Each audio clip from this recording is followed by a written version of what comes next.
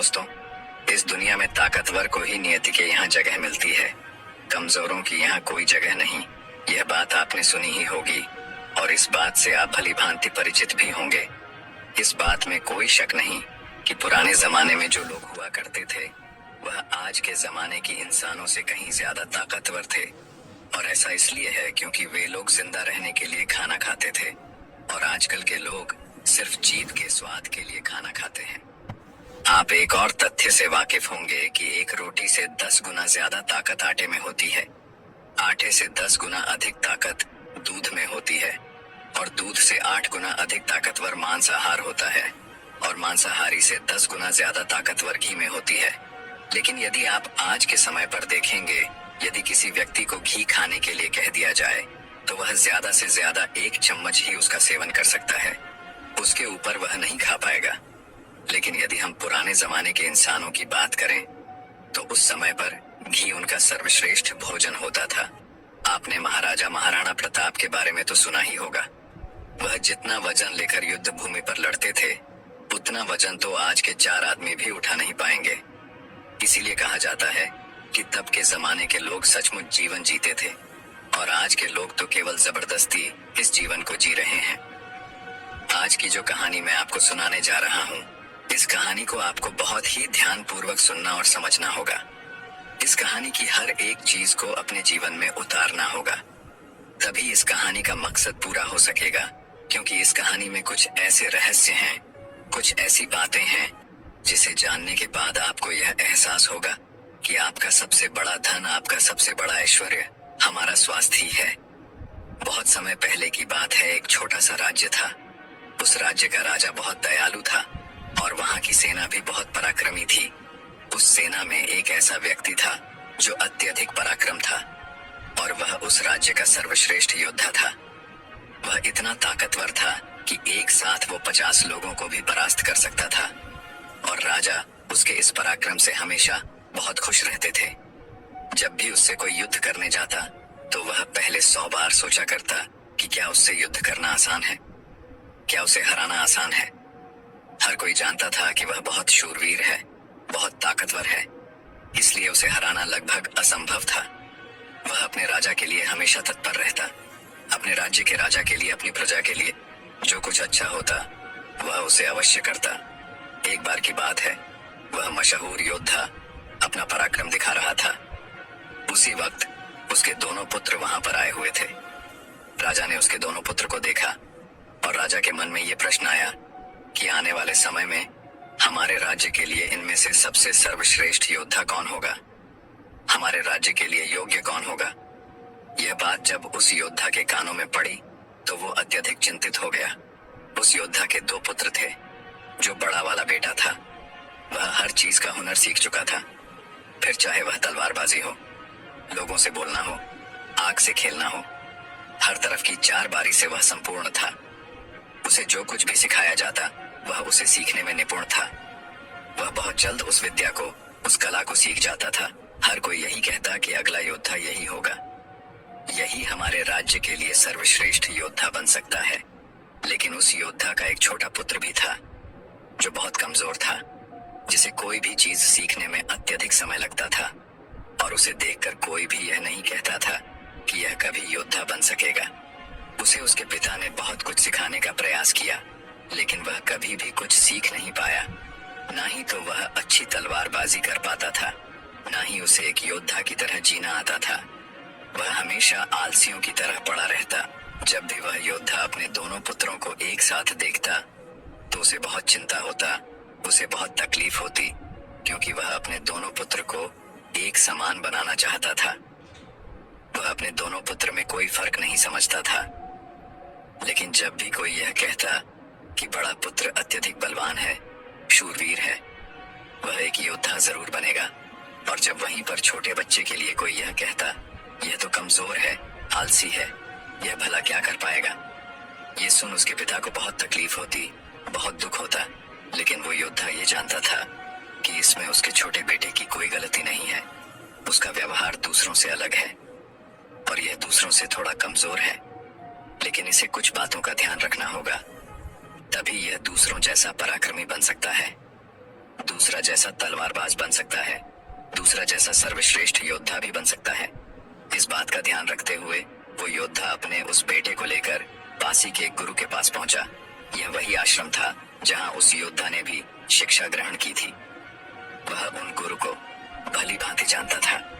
वह यह भी जानता था कि वह गुरु उसके छोटे बेटे को वह शिक्षा अवश्य देंगे जिससे वह भी अन्य लोगों की तरह पराक्रमी और शूरवीर बन जाए। वह उन्हें उन गुरु के पास ले गया, उन्हें प्रणाम किया और कहने लगा है, गुरुवार, मैं चाहता हूं कि मेरा बच्चा आपसे शिक्षा ग्रहण करे। यह थोड़ा आलसी है, थोड़ा कमजोर है और यह कभी कुछ सीखना ही नहीं चाहता, जबकि मेरा बड़ा बेटा बहुत साहसी, शूरवीर, ताकतवर और पराक्रमी है और इस राज्य को ऐसे ही लोगों की आवश्यकता है। लेकिन मेरा यह छोटा बेटा, जो कि मेरी चिंता का कारण बना हुआ है, मैं चाहता हूं कि यह भी पराक्रमी बने, शूरवीर बने, ताकतवर बने, ताकि इस राज्य का हर कोई इसके भी गुण गा सके। मैंने बहुत प्रयास किए, मैंने कई तरह के उपाय भी किए ताकि ये अपने जीवन में कुछ कर सके, कुछ सीख सके, लेकिन यह कभी कुछ सीखना ही नहीं चाहता। मैं चाहता हूं कि मेरे दोनों पुत्र एक बराबर हों, किसी में कोई कमी ना हो, इन दोनों को एक बराबर अधिकार मिले। लेकिन यह अपने आलस के कारण, अपनी कमजोरी के कारण हमेशा पीछे रह जाता है। मैंने इसे कई बार समझाया, लेकिन ये है कि मेरी बातों को मानता ही नहीं। मैं अपने दोनों बेटों में कोई भेदभाव नहीं रखना चाहता। मैं दोनों को एक बराबर बनाना चाहता हूँ। उस योद्धा की ये सारी बातें सुनकर वह गुरुवर उस योद्धा से कहते हैं, मैं जानता हूँ तुम्हारे पुत्र को क्या तकलीफ है। मैं इसे वैसा ही बना दूंगा जैसा तुम चाहते हो, लेकिन इसके लिए तुम्हें इसे कुछ दिन के लिए मेरे पास यहाँ पर आश्रम में छोड़ना होगा। और मैं तुम्हें यकीन दिलाता हूँ कि जब तुम वापस इसे लेने आओगे तो तुम्हें तुम्हारा यह पुत्र इस प्रकार नहीं दिखेगा। इसकी जगह पर तुम्हें वह पराक्रमी, वह ताकतवर मिलेगा जैसा तुम चाहते हो। वह गुरुवर अत्यधिक आत्मज्ञानी थे। वह उस योद्धा के पुत्र को देखकर यह समझ चुके थे कि उसे क्या तकलीफ है और उसे किस तरह से ठीक किया जा सकता है, उसे किस तरह से पराक्रमी बनाया जा सकता है, क्योंकि आखिर वह एक ऐसे योद्धा का पुत्र है जिसे अभी तक कोई हरा नहीं सका था। बस उसे इस बात का एहसास करवाना ही काफी था। वह योद्धा उन गुरु के कहने पर अपने पुत्र को वहीं पर छोड़कर वापस अपने घर की ओर लौट जाता है। उसके बाद उस योद्धा का वह पुत्र एक शिष्य बनकर उन गुरु के आश्रम में रहने लगता है। वहां के सारे कामकाज करने लगता है। वहां पर वह सीखने लगता है, समझने लगता है और इसी प्रकार कई दिन बीत जाते हैं और एक दिन सही समय आने पर वह गुरु उस योद्धा के पुत्र से कहते हैं, चलो आज मैं तुम्हें कुछ दिखाना चाहता हूँ। इतना कहकर वह गुरु उस योद्धा के पुत्र का हाथ पकड़ लेते हैं और उसे लेकर एक पहाड़ी की ओर ऊपर की ओर बढ़ चलते हैं। उस पहाड़ी के ऊपरी छोर पर ले जाकर वह गुरुवर उस पुत्र से कहते हैं, आज मैं तुम्हें कुछ सिखाने वाला हूँ और तुम्हें ध्यान से सीखना होगा, क्योंकि यदि तुमने आज यह बात नहीं सीखी तो तुम अपने जीवन भर कुछ नहीं कर पाओगे, कुछ नहीं सीख पाओगे और हमेशा लोग तुम्हें कमजोर और असहाय समझेंगे और उसी दृष्टि से तुम्हें देखा जाएगा। धीरे धीरे कई दिन बीत चुके हैं और अब तुम्हारे घर जाने का वक्त भी करीब आ चुका है। इसलिए आज मैं तुम्हें यहाँ पर लेकर आया हूँ ताकि मैं तुम्हें यह सिखा सकूं, ये समझा सकूं कि तुम इस धरती पर क्यों आए हो, तुम्हारे आने का क्या कारण है। इतना कहकर वह गुरुवर उस पुत्र को ऊपर की ओर इशारा करते हुए कहते हैं, ऊपर ध्यान से देखो उस चीज को। उस चील ने अपने पंजों में अपना नवजात शिशु रखा हुआ है। वह चीज ऊपर की ओर उड़ती चली जा रही थी, इतनी ऊंची जा रही थी कि बादलों को चीर कर वह ऊपर बढ़ती ही चली जाती और वहां पर जाकर वह अपने बच्चे को छोड़ देती। यह देख वह छोटा सा बच्चा डरा गया। उसे यह समझ नहीं आ रहा था क्या फिर उस चीज ने अपने ही बच्चे को इस तरह से नीचे क्यों फेंक दिया। गुरु और वह शिष्य दोनों इस दृश्य को बड़ी ध्यानपूर्वक देख रहे थे। जैसे ही उस चीज ने अपने उस बच्चे को नीचे की ओर छोड़ा, वह बच्चा तेजी से एक पत्थर की भांति नीचे की ओर गिरता चला जा रहा था और वह जब तेजी से नीचे आने लगा तो उसने कई बार कोशिश की, कई बार प्रयास कि वो अपने पंखों को खोल सके, फड़फड़ा सके, जिससे वह हवा के उस रुख का फायदा ले सके वह भी उड़ सके। लेकिन उसके कई अथक प्रयासों के बाद भी उसके पंख नहीं खुल पा रहे थे और वह एक पत्थर की भांति तेजी से नीचे गिरता चला जा रहा था। जैसे जैसे वो नीचे गिरता जा रहा था, उसकी माँ भी ठीक उसके पीछे ही थी। उसने ऊपर से अपने पंजे में फिर एक बार अपने उस बच्चे को पकड़ लिया। एक बार फिर वह झील अपने उस बच्चे को लेकर आकाश में ऊपर ऊंचाई की तरफ उड़ती चली जाती है और फिर से वो ऊंचाई पर जाकर अपने बच्चे को ठीक उसी प्रकार छोड़ देती है। लेकिन उस बच्चे को कुछ समझ नहीं आ रहा था कि आखिर यह चील अपने बच्चे के साथ ऐसा क्यों कर रही है। यदि उसके बच्चे को कुछ हो गया तो फिर क्या होगा। वह लगातार इसी प्रक्रिया को दोहरा रही थी। अब गुरु शिष्य से कहते हैं, इस जगह को ध्यान से देख लो। ठीक इसी जगह पर वह चील और उसका बच्चा इस पेड़ पर रहते हैं। तुमने एक बात की और गौर किया कि इस पेड़ पर तुम्हें अनेकों फूल देखने को मिल रहे होंगे, लेकिन जहां पर यह चील और इसका बच्चा रहता है वहां पर तुम्हें एक भी फूल नजर नहीं आएंगे, क्योंकि फूल बड़े ही कोमल होते हैं। और वह चील चाहती तो इन फूलों को अपने साथ जहां पर वह रहती है उसे रख सकती थी, लेकिन वह जानती है कि फूलों में रहकर उसका बच्चा एक बच्ची बनेगा। लेकिन जब वह कांटों वाले घोंसले में रहेगा तभी एक चील बन पाएगा। और एक चील के बच्चे को हर तरह की यातनाएं बचपन से ही सहनी पड़ती हैं, ताकि वह अन्य पक्षियों की तरह कोमल ना बने, क्योंकि वह एक चील का पुत्र है और उसे चील की तरह अपना जीवन व्यतीत करना है। यदि वह बाकी पक्षियों की तरह बनेगा तो उस पर चील वाले स्वभाव नहीं होंगे और ना ही उसे कोई चील का पुत्र कह सकेगा। ठीक इसी प्रकार तुम भी एक शूरवीर योद्धा के पुत्र हो। यदि तुम चाहो तो अन्य लोगों की तरह अपना जीवन व्यतीत कर सकते हो। तुम फूलों का आनंद ले सकते हो, लेकिन तुम एक योद्धा के पुत्र हो, इसलिए तुम्हें भी कांटों की राहों पर चलना ही होगा। इन कांटों की राह पर चलकर ही तुम अपने आप को मजबूत बना पाओगे, अपने आप को शूरवीर और पराक्रमी बना सकोगे। ठीक वैसे ही यह चील भी कर रही है। वह भी अपने पुत्र को पराक्रमी और शूरवीर बना रही है। वह अपने बच्चे को उड़ान भरना सिखा रही है। वह बार बार जाकर अपने बच्चे को इसीलिए नीचे पटक रही है ताकि उसका बच्चा खुद ब खुद उड़ान भरना सीख ले। जब भी चील किसी को जन्म देती है तो वह उसे वही सिखाना चाहती है जो उसने सीखा है। वह एक चील होने का उसे एहसास कराना चाहती है। किंतु यदि वही पुत्र किसी और पक्षी के घर पर जन्म लेता तो उसे इस तरह की यातनाएं सहनी नहीं पड़ती। उसे इस तरह से किसी भी क्रियाओं से ना गुजरना नहीं पड़ता। वह फूलों के घोंसले में रह सकता था। वह फूलों में पैदा होता और फूलों में ही खत्म हो जाता। लेकिन चील के बच्चे का एक नियम होता है, एक नीति होती है कि नियति उसे तभी जिंदा रखेगी जब वो पराक्रमी होगा, शूरवीर होगा और उसे वो सारे हुनर, वो सारे पराक्रम सीखने ही होंगे। ठीक उसी प्रकार तुम भी एक शूरवीर योद्धा के पुत्र हो, एक पराक्रमी योद्धा के पुत्र हो, इसीलिए तुम्हें भी वह हुनर सीखना ही पड़ेगा। अन्यथा अन्य पक्षियों की तरह तुम भी अपने जीवन में कुछ नहीं कर पाओगे। तुम भी एक दिन फूलों में जीकर फूलों में ही मर जाओगे। यह सब देखकर वह शिष्य उन गुरु के चरणों में गिर पड़ा, उन्हें प्रणाम किया और कहने लगा, है गुरुदेव, मुझे अपनी गलती का एहसास हो चुका है। मुझे यह पता चल चुका है कि मैं एक शूरवीर योद्धा का पुत्र हूँ और मुझे अपना जीवन इसी तरह से जीना है। मुझे इस हुनर को सीखना ही होगा। इतना कहकर वह गुरु और वह शिष्य वापस आश्रम की ओर लौट जाते हैं। वहां पहुंचने के बाद वह गुरु अपने उस छोटे शिष्य से कहते हैं, मैं तुम्हें कुछ ऐसी बातें बताने जा रहा हूं जिसे तुम्हें अपने जीवन में उतारना होगा। यदि तुम इन बातों को अपने जीवन में उतार लेते हो, जो कुछ तुमने अभी उस चील से सीखा है वह तुम्हारे लिए एक ऐसी सीख है जिसे तुम्हें कभी नहीं भूलना चाहिए। लेकिन तुम एक चील नहीं हो और चील के बच्चों की तरह तुम इस ज्ञान को भी अर्जित नहीं कर सकते। आखिर तुम एक इंसान हो और तुम्हें इंसानों की तरह ही अपने शरीर को बनाना होगा।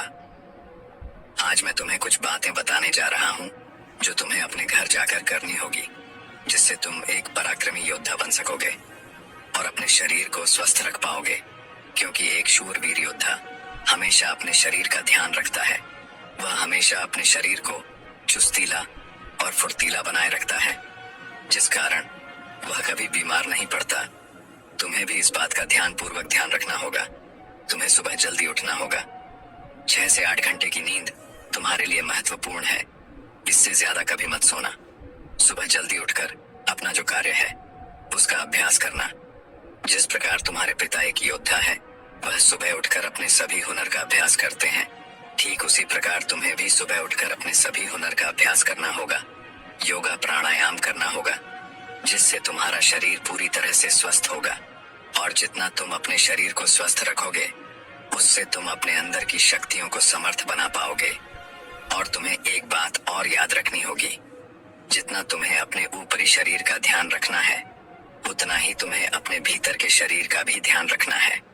अर्थात अपनी मानसिक शक्ति का भी तुम्हें ध्यान रखना होगा, इसे भी बढ़ाना होगा। और यह मानसिक शक्ति तुम्हें ध्यान से मिलेगी, इसलिए हमेशा ध्यान करना, हमेशा सुबह उठकर प्राणायाम करना, हमेशा सुबह उठकर योगा करना। ये तुम्हें मजबूती प्रदान करेंगे। और यदि इसके बाद भी तुम सुबह जल्दी नहीं उठ पाते, तुम इस आदत को नहीं अपना पाते, तो मेरा एक और सबक याद रखना।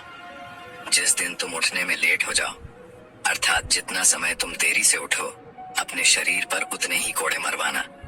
जब तुम यह क्रिया 4 से 5 दिन करोगे, तो तुम खुद ही अपने आप में वह बदलाव देख पाओगे कि तुम अपने आप ही अपने समय पर उठना शुरू कर पाओगे। दूसरी बात जो तुम्हें हमेशा ध्यान रखनी है कि तुम्हें हमेशा स्वादिष्ट और स्वस्थ खाना ही खाना है। ऐसी चीजें कभी मत खाना जो तुम्हारे शरीर को नुकसान पहुंचाती हो।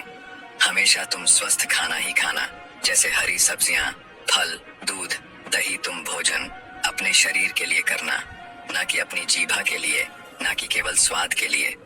अगली बात, वह गुरुवर अपने उस शिष्य से कहते हैं कि जब भी तुम्हारे मन में कोई चिंता हो, कोई ऐसा विषय हो जिसे लेकर तुम बहुत चिंतित हो, तो ऐसी बातें अपने घर परिवार में अवश्य बताना। यदि तुम इन बातों को अपने मन में रखते हो, तो यह बातें तुम्हें मन ही मन कमजोर बनाती चली जाएंगी। यह चिंता तुम्हें अंदर ही अंदर खाती चली जाएगी और तुम खोखले होते चले जाओगे। और याद रखना, जब हमारा मन बीमार पड़ता है, तो वह हमारे शरीर को भी बीमार कर देता है। इसलिए कोई भी बात कभी छुपा कर मत रखना। हर बात अपने घर वाले और अपने परिवार को अवश्य बताना। आगे वह गुरु अपने उस शिष्य से कहते हैं, हमेशा सकारात्मक सोच रखना। कभी भी नकारात्मक विचार अपने दिमाग में आने मत देना। सबके जीवन में उतार और चढ़ाव तो आते ही रहते हैं। सभी के जीवन में सुख और दुख लगा ही रहता है, कभी अच्छा तो कभी बुरा। जीवन इसी प्रकार चलता है। तुम्हारे जीवन में समय चाहे कैसा भी क्यों ना आए, लेकिन तुम्हें हमेशा एक सकारात्मक सोच ही अपनानी है, जिससे तुम अपने जीवन में आने वाली कठिन से कठिन परिस्थितियों का सामना हंसते हुए और बड़ी ही सरलता से उसका सामना कर सकोगे और जीवन में आगे बढ़ पाओगे। अगली बात जो तुम्हें याद रखनी चाहिए वह यह है कि तुम्हें हमेशा मुस्कुराते रहना है, क्योंकि एक योद्धा ही यदि चिंतित हो तो उसका राज्य भी चिंतित हो सकता है। और तुम्हारी मुस्कुराहट से ही सबको ताकत मिलती है। तुम शूरवीर योद्धा के पुत्र हो। तुम्हारी हंसी तुम्हारे चेहरे से अलग नहीं होनी चाहिए। यह तुम्हारे और तुम्हारे राज्य के लिए उचित है, और यह तुम्हारे राज्य को एक सकारात्मक ऊर्जा प्रदान करता है। और तुम्हारा मुस्कुराते रहना तुम्हारे लिए भी अच्छा है। यह तुम्हारे भीतर सकारात्मक ऊर्जा का प्रवाह करता है, जिससे तुम अच्छा महसूस करोगे, मजबूत महसूस करोगे, ताकतवर महसूस करोगे। आगे वह गुरु अपने उस शिष्य को आखिरी सीख देते हुए कहते हैं, हमेशा अपने जीवन में दान पुण्य करते रहना, इसे कभी पीछे मत हटना। तुमने देखा होगा कि राजा महाराजा ऐसे होते हैं कि वह दान के समय पर उनसे जो मांगा जाए वह सब देने के लिए तैयार हो जाते हैं, फिर चाहे आप उनका राजपाट ही क्यों ना मांग लें। दान पुण्य करना अत्यधिक जरूरी है। और ऐसा नहीं कि दान में तुम केवल धन ही दो, तुम किसी की मदद भी कर सकते हो। इसलिए दान पुण्य के समय पर तुम्हें कभी पीछे नहीं हटना चाहिए। जब हम दान करते हैं तो हमारे मन में एक अजीब सी खुशी महसूस होती है। हमारा मन बहुत खुश होता है, हम बहुत अच्छा महसूस करते हैं, और यह खुशी हमारे शरीर को और भी ज्यादा मजबूत बनाती है। लोगों में यह गलत धारणा है कि जब हम दान करते हैं तो हमारी संपत्ति घटती है, लेकिन ऐसा नहीं है। जब हम दान करते हैं तो इससे हमारी संपत्ति घटती नहीं, बल्कि बढ़ती चली जाती है। इसलिए दान करने से कभी पीछे मत हटना। जब भी तुम्हें मौका मिले, जैसा भी तुम्हें मौका मिले, तुम दान अवश्य करना। इतना कहकर वह गुरुवर शांत हो गए और वह शिष्य उन गुरु के चरणों में प्रणाम करके उनसे कहता है गुरुवर, आपने जो मुझे शिक्षा दी है, यह शिक्षा मैं अपने जीवन भर याद रखूंगा। इसे मैं कभी भुला नहीं पाऊंगा। अब मुझे आज्ञा दीजिए, मैं अपने घर जाना चाहता हूँ। अपने पिता की तरह एक शुरू पराक्रमी योद्धा बनना चाहता हूँ। इतना कहकर वह शिष्य शांत हो जाता है और वह गुरुवर भी आशीर्वाद देते हुए उस शिष्य को उसके घर जाने की आज्ञा प्रदान करते हैं। दोस्तों, मैं उम्मीद करता हूँ कि यह कहानी सुनने से आपके जीवन में अच्छे बदलाव आए होंगे। आपको इस वीडियो से क्या सीखने मिला, ये कमेंट करके जरूर बताएं और अपने परिवार, दोस्तों या आपके करीबी इंसान के साथ ये कहानी शेयर करके उन्हें भी इस ज्ञान से परिचित करवाएं। बाकी